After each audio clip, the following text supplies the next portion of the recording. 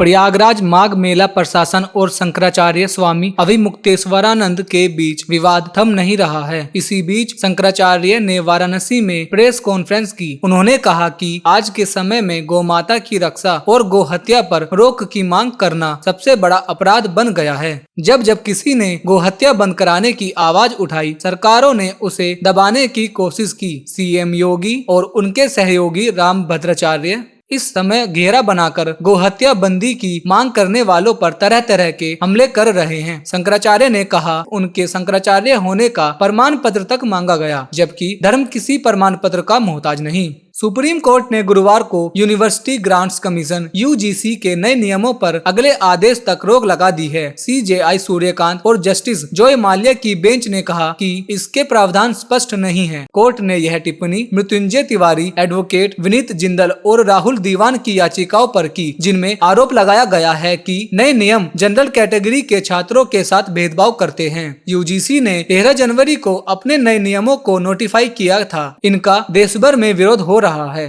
राष्ट्रपिता महात्मा गांधी की आज 78वीं पुण्यतिथि है। इस मौके पर राष्ट्रपति द्रौपदी मुर्मू, पीएम मोदी समेत कई बड़े नेताओं ने राजघाट जाकर महात्मा गांधी को श्रद्धांजलि दी। पीएम ने सोशल मीडिया प्लेटफॉर्म एक्स पर राष्ट्रपिता महात्मा गांधी को उनकी पुण्यतिथि पर मेरा सत सत नमन। पूज्य बापू का हमेशा स्वदेशी पर बल रहा, जो विकसित और आत्मनिर्भर भारत के हमारे संकल्प का भी आधार स्तंभ है। उनका व्यक्तित्व और कृतित्व देशवासियों को कर्तव्य पथ पर चलने के लिए सदैव प्रेरित करता रहेगा। ब्रिक्स देशों की मजबूती हमेशा से ही अमेरिका को परेशान करती रही है। भारत, रूस और चीन की अगुवाई वाली इस समूह पर अमेरिकी राष्ट्रपति डोनाल्ड ट्रंप ने कई बार निशाना साधा है। इसकी सबसे बड़ी वजह है इस समूह का डॉलर को सीधी चुनौती देना। अब ब्रिक्स के सदस्य देश डॉलर का तोड़ लेकर आए हैं, जो डोनाल्ड ट्रंप की बेचैनी को और बढ़ा सकती है। ब्रिक्स एक डिजिटल पेमेंट सिस्टम पर काम कर रहा है,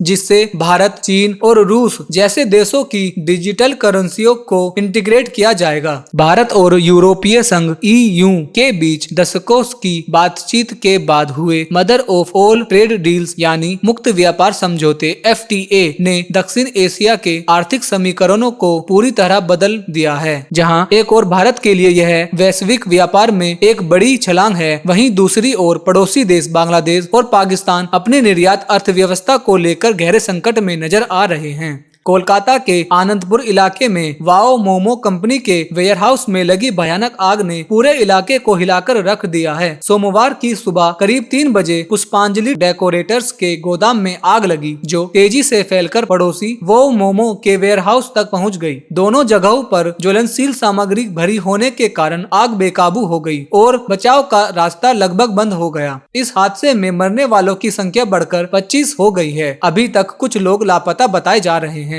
खिताब का प्रबल दावेदार भारत T20 विश्व कप से पहले शनिवार को तिरुवनंतपुरम में न्यूजीलैंड के खिलाफ 5वें और अंतिम T20 अंतर्राष्ट्रीय मैच में खेलने के लिए उतरेगा। उसे उम्मीद रहेगी कि संजू सैमसन अपने घरेलू दर्शकों के सामने फॉर्म में वापसी करने और अक्षर पटेल फिटनेस हासिल करने में सफल रहेंगे। आयरलैंड के कप्तान पॉल स्टर्लिंग ने UAE के खिलाफ पहले T20 मैच में मैदान पर उतरते ही इतिहास रचा। रोहित शर्मा का वर्ल्ड रिकॉर्ड तोड़ अब वह T20 क्रिकेट में सबसे ज्यादा मैच खेलने वाले खिलाड़ी बन गए हैं। यह पॉल स्टर्लिंग के T20 करियर का 160वां मैच था। वहीं 2024 T20 वर्ल्ड कप के बाद क्रिकेट के सबसे छोटे फॉर्मेट T20 को अलविदा कहने वाले रोहित शर्मा ने अपने करियर में 159 मैच खेले थे। T20 क्रिकेट के इतिहास में अभी तक सिर्फ 3 ही खिलाड़ियों ने 150 से अधिक मैच खेले हैं।